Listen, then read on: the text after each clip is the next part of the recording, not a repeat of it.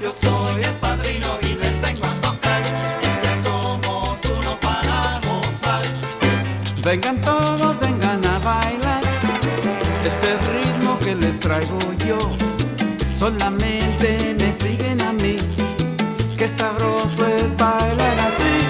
Yo soy el padrino. We're driving through the neighborhood of Johnny Martinez, the godfather of salsa, also known as El Padrino Salsero. Yo le cambio el tiempo y el compás. Aquí viene esta guajira. Otro ritmo bien. There's no doubt Johnny was it for salsa music during his 50-plus years of playing and recording here in Los Angeles starting in the 1950s. He brought the music to the people who have always been the main focus. If it wasn't danceable, it just wouldn't get played. His influence on West Coast salsa is the backbone of today's salsa scene. Everybody wanted to play clave like El Padrino. Duke Ellington, Charlie Parker, Dizzy Gillespie. They all asked him how to play salsa.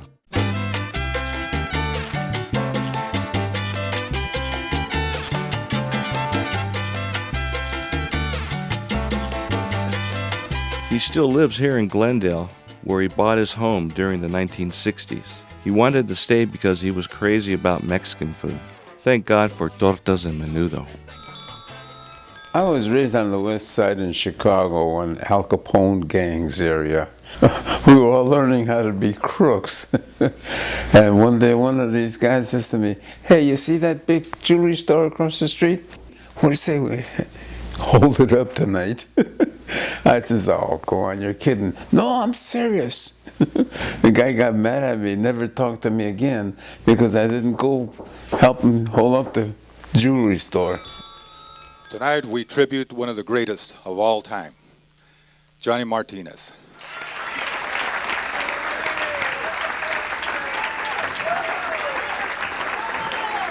This is history. Once you let it go, it's gone. And I think all the people responsible for this Johnny Martinez tribute, it shows well. Everybody's enjoying themselves. Johnny, they didn't love you back then. They love you even more now. Ladies and gentlemen, Johnny Martinez. But I always admire the guy because he played well and he was very generous with his time.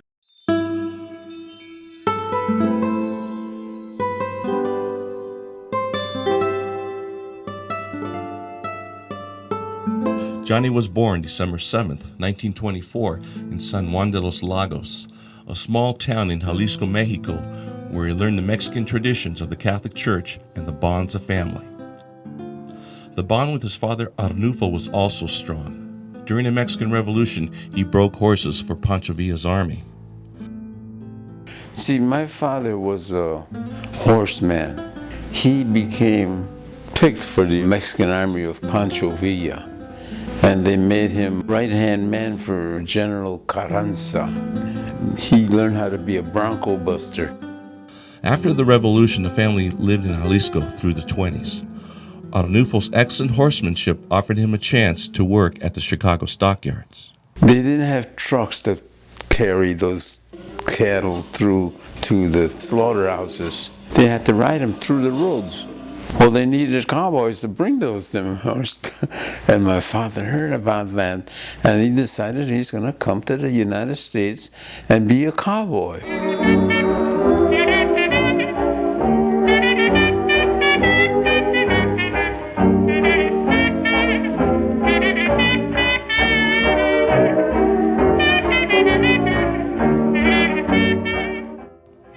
Johnny's dad left the family in Jalisco the first couple of years that he worked. The entire family eventually moved to Chicago in 1933. The world was still in the grips of the Great Depression. No jobs, no money. That was the norm of the day. Arnulfo was able to provide a home, good schools, security, and all in one of America's classic cities. I had two sisters, Lupe and Mary. Mary was skinny and Lupe was kind of chubby. But they were tough, they fought. And you know what? They were great musicians, my sisters, because my dad was teaching them how. My dad loved music, my whole family did. So he used to teach me how to play, and my twin brother how to do music.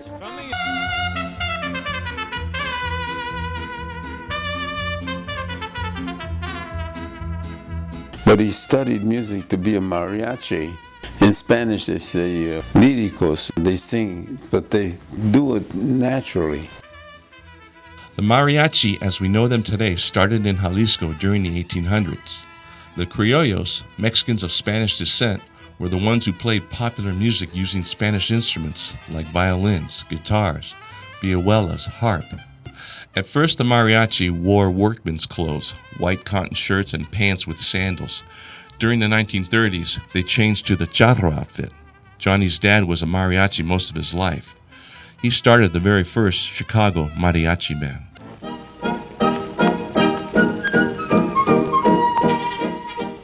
In another part of town, the game of bocce, an outdoor bowling game imported from Italy, still finds favor with the old-timers. Two teams bowl in competition. I learned in the Italian neighborhood, man.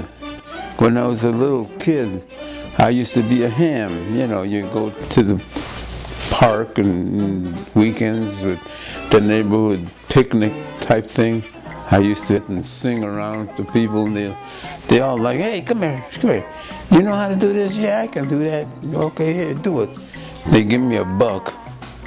I said, hey, this is a deal. So every time something happened, the guy would give me a quarter or an ice cream or whatever, and I did a little act or something.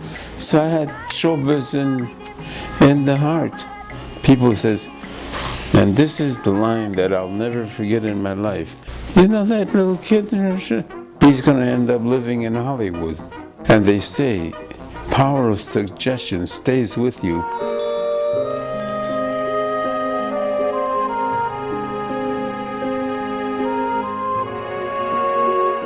World War II interrupted life for Johnny and millions more. College had to be put on hold for a later time. Johnny was eager to join the military and go to war. He completed basic training and made his way to the Pacific Theater. His first war experience was mopping up after the Guadalcanal invasion. When World War II started, I had just turned 18.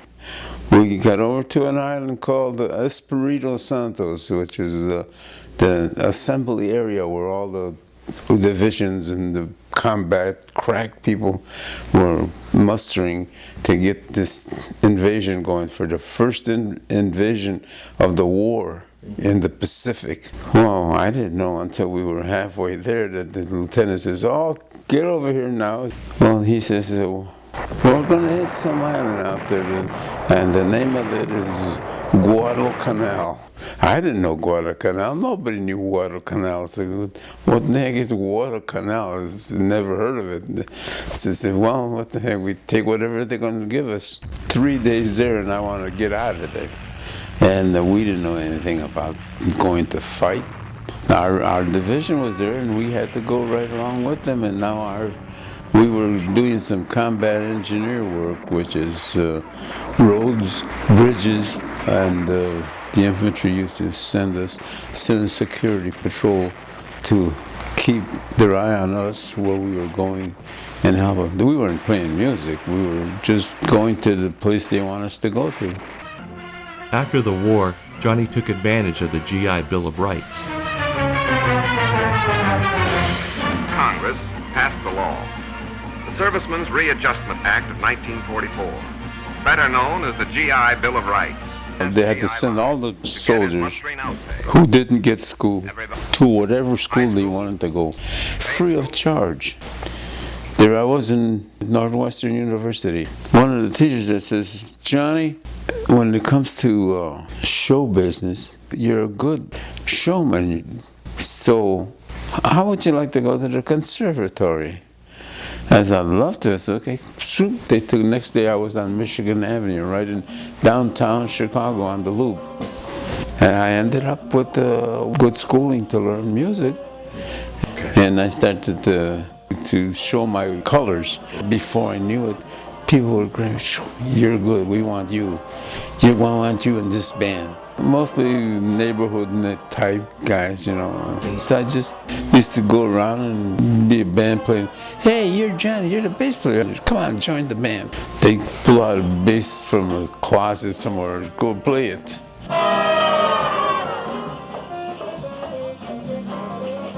At the conservatory one day, they got a call. We're looking for a bass player that could play Latin and bebop. Well, I didn't know how to play bebop and stuff, but I faked myself right through it. So they, come on, you're in the band. Oh yeah, okay, let's go. You just go with the groove. He's been such an icon, not only to me, but to everybody else in the generations that followed him. Johnny's first gig with his band was at the fashionable resort called the Oakton Manor in Wisconsin. Since the 1930s, thousands of visitors with money and leisure time indulged themselves. People like Red Skelton, George Jessel, and Frankie Lane enjoyed beautiful Lake Pewaukee. Johnny was busy driving back and forth from Chicago to the Oakton. This was a nice place, Oakton Manor, in Wisconsin. Anybody who went there had money. Anything you wanted, they get it for you. Johnny's first big break was playing for Mexican composer and band leader Armando Chamaco Dominguez. Chamaco wrote many popular songs including Gardenias Malditas, Mi Tormento, and Mentirosa.